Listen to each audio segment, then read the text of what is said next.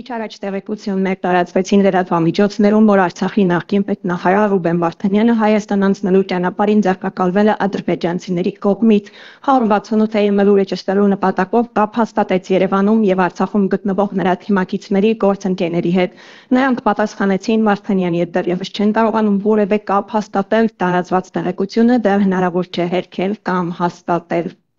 Օրեր առաջ իր հարցազրույցներից մեկում Ռուբեն Վարդանյանը խոսել է ռուս խաղաղապահների մասին։ Մենք հասկանում ենք եւ տեսնում ենք, թե ինչպես են ադրբեջանցիները տգեղ անընդունելի վերաբերմունք ցուցաբերում, ծաղրում եւ սադրում Ռուսաստանի Դաշնության խաղաղապահներին, որ ուժ օգտագործեն, հիշեցնում են, որ խաղաղապահների մանդատն այդ մասով սահմանափակ է։ Հույս ունենք, որ Ռուսաստանն ավելի ակտիվ կմասնակցի այս խնդրին եւ ավելի ակտիվ քաղաքական մանդատ կունենա Ադրբեջանի կողմից։ Արցախի շրջափակման մեկ ամսվա առիթով Արցախի հանրային հեռուստաընկերության կազմակերպված քննարկման ժամանակ հայտարարել էր Արցախի հանրապետության պետնախարար Ռուբեն Վարդանյանը։ Միջազգային զլմ-ներից մեկը հետաքրքրվել է Ռուսաստանի Դաշնության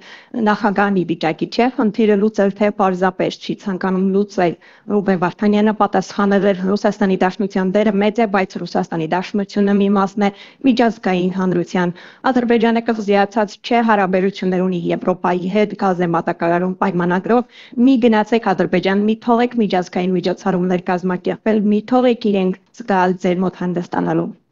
Ռուբեն Վարդանյանը նաև շեշտել է, որ Ռուսաստանի Դաշնության խաղաղապահների մանդատը սահմանափակ է, թվաքանակը քիչ, ամեն ինչ անել ենք, որ ռուս խաղաղապահ կա, որ ինքն իրապես մեծ դեր ունի, որ մենք հայերով հասկանում ենք իրենց դժվար իրավիճակը։ Վերջ տվեք ռուսներին թիրախավորելուն, այս իրավիճակում հասկացեք, որ օգնում եք ադրբեջանցիներին։ Ռուս խաղաղապահ չլիներ, մենք այստեղ չենք լինի։ Ինչի մասին եք հարցնում, որ իրենց քննադատեմ չեմ անելու, որովհետև իրենք չլինեին, մենք էլ չէինք լինի։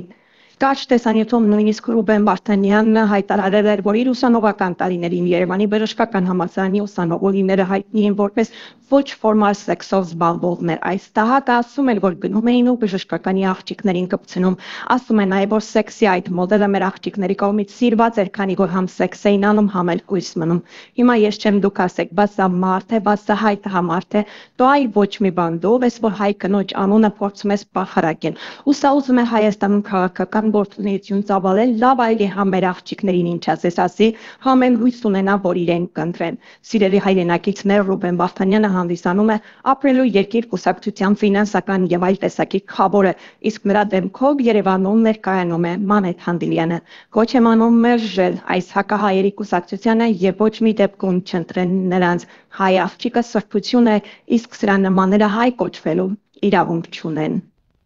Արցախի նախկին պետնախարար Ռուբեն Վարդանյանը Քսենիա Սոբչակի հետ տված հարցազրույցում խոսել է Արցախում տեղի ունեցած վերջին իրադարձությունների տիրող հումանիտար ավետի մասին։ Մարդիկ խոճապի մեջ են, նույնիսկ տապուտելիք պատրաստելու հնարավորությունից են զրկված, հուսանք չկա, դեղորայք չկա, հույս չկա, բժիշկն են ուժասպառ են լինում մեծ թվով վիրավորներ ընդունելու պատճառով։ Մարդիկ վախեցած են, մեզ մոտ 30,000 երեխա կա, 8 տարեկան մի երեխայի սիրտը ճարճել էր ռմբակոծության պատճառով, ընդհանուր առմամբ իրավիճակը կրիտիկական է։